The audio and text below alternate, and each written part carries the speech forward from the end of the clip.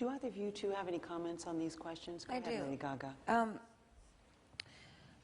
I think the most efficient way for you to act with the young people in your cities is to be a calming force in their lives.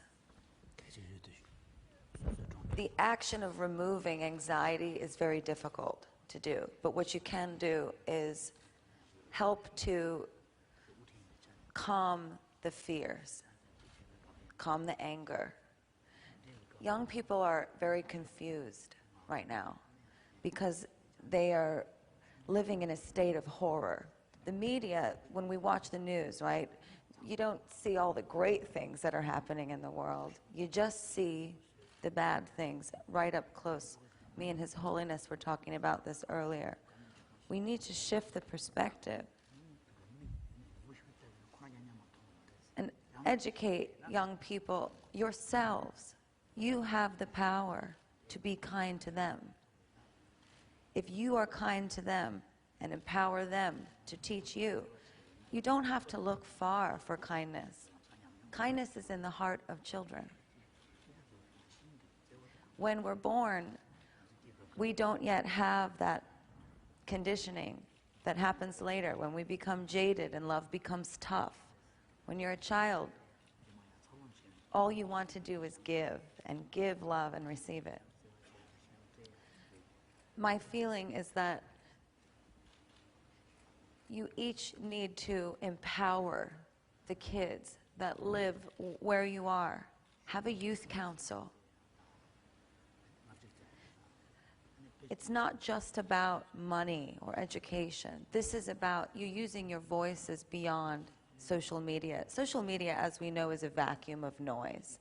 No matter what you tweet, it is going to be put out there with a series of other toxic things that are not good for our children, whether it's hateful language or pornography or it's racism.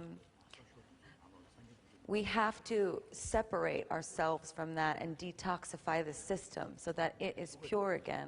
You have to bring the darkness into the light, and you have to get the bad apples out of where you are working. If you can purify your system the way that we would purify the body if it was sick, this will lead to that repairing of the connection between the brain and the rest of the body. Once that occurs, the ecosystem of humanity and of the country will work again. It's really not rocket science. I sometimes think that young people are so afraid because they think there is no solution. But there is. The solution is that we need to build a kinder and braver world.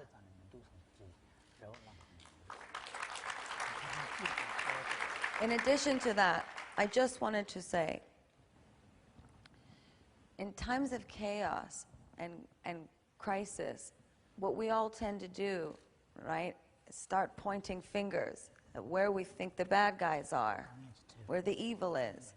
We all start arguing. Everybody has different opinions about that. Please do not forget that hatred or evil, whatever you want to call it, it's intelligent. It's smart, and it's invisible. It doesn't have a color.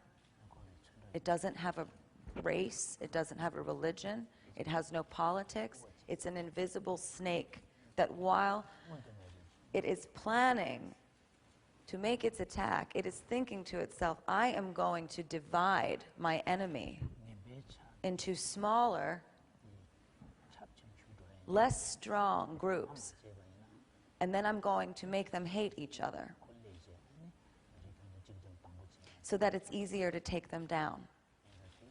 And as we're all yelling at each other, trying to figure out which group it is that's causing the problem, evil's winning. All around us. So we have to get rid of those labels. These different factions, gay, straight, rich, poor,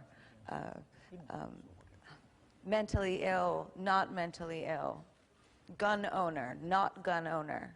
None of this can matter anymore.